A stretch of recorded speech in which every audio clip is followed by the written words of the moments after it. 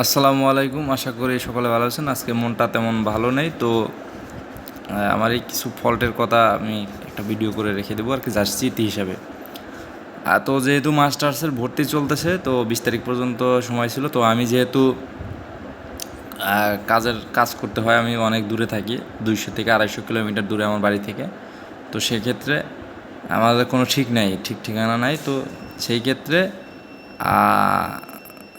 আর ভর্তির অন্য লোক দিয়ে করানো, এটাই করাতে হবে বাধ্য আমি। তো যেহেতু আমার ক্লাসমেটকে দিয়ে ভর্তির কাগজপত্র আমি সব পাঠিয়ে দিয়েছিলাম, যে আমার ভর্তিটা করে জমা দিও, টাকা পয়সা সব কিছু। তো একটা কথাই আছে বাংলাতে বা অনেকে প্রবাদে বলে যে শুরুতেই ভুল বা বিসমিল্লাহ গলত, যেটা বলে সেটাই হলো। তো আমি অনেক প্ল্যান করেছিলাম যে মাস্টার্সে একটু জোর দিতে হবে এবং প্রথম শ্রেণীর জন্য চেষ্টা করতে হবে আর কি।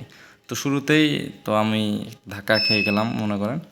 তো এখানে এই জন্য আমি কম্পিউটারওয়ালাদেরকে বিশ্বাস পাই না। সঠিক তথ্য আমি সব কিছু পাঠানোর পরেও কয়েক জায়গায় আমার তারা ভুল তথ্য দিয়েছে। বিশেষ করে দেখা যাক ভর্তি বাতিল হয় কি না। বাতিল হলে আমাকে প্রাইভেটে আবার জরিমানা দিয়ে ভর্তি হতে হবে। তো যাই হোক, দেখা যাক কী হয়।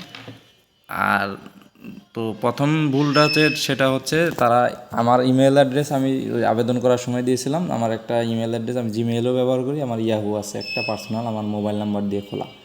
তো ইয়াহু দিয়ে খুললাম, যে ইয়াহুতে একটু মানে অনেক ইউজ করে না, আনকমন একটা বিষয় দরকার বলে। জিমেল তো সবাই ইউজ করে, তো ভাবলাম যে একটা আনকমন, আমার ইমেল অনেক আগে খোলা ছিল, নাম্বার দিয়ে খোলা ছিল আমার পার্সোনাল নাম্বার দিয়ে। তো ভাবলাম যে ইয়াহু দিই। তো ইয়াহুর জায়গায় তারা সব ঠিক রেখে শুধু জিমেল বসিয়ে দিয়েছে। মানে কতটুক মানুষের মূর্খতা! মানে আমি দিয়ে দিয়েছি yahoo.com, সে gmail.com বসিয়ে দিয়েছে, মনে করেছে যে আমি ভুল দিয়েছি। আসলে তো তা না, তার জানা নেই। তার অনেকে জানে না যে জিমেল ছাড়াও কয়েক অনেক ইমেল পৃথিবীতে চলমান রয়েছে। জিমেল ছাড়া অনেকে শুধু জিমেলটাকেই চিনে।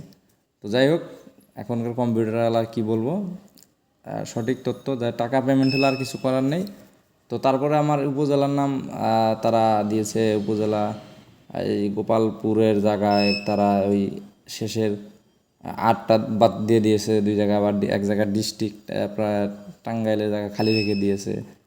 আবার আরেক আমার রেজি নাম্বার, ডিগ্রি পাশের রেজি নাম্বার 11 সংখ্যার জায়গায় একটা সংখ্যা বেশি দিয়ে দিয়েছে, লাস্টে শুধু 24 হবে, 124 দিয়ে একটা সংখ্যা বাড়িয়ে দিয়েছে। তো যাই হোক, মোটামুটি ভালো কয়েক জায়গায় 4-5 জায়গায় ভুল রয়েছে।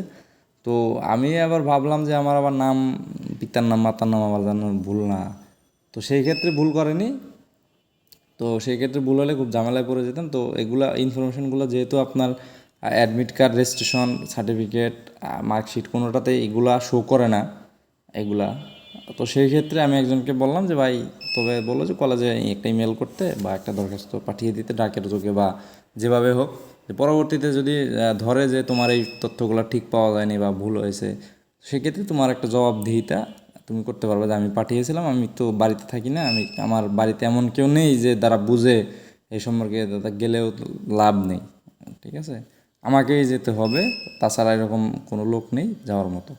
তো যাই হোক, এখন প্রথমেই তো একটা ধাক্কা খেয়ে গেলাম মাস্টার্সে। তো আশা করি সামনে কি ঝামেলায় পড়ি কিনা, তো দেখা যাক আর কি, আল্লাহ ভরসা। তো যাই হোক, তবে আমি নিজের কাজ সবসময় আবেদনগুলো নিজেই করার চেষ্টা করি, চাকরির আবেদনগুলো। আপনারাও চেষ্টা করবেন চাকরির আবেদন বা অন্যান্য আবেদনগুলো আর নিজেই করার জন্যে। তো সকলে ভালো থাকেন, আল্লাহ হাফেজ।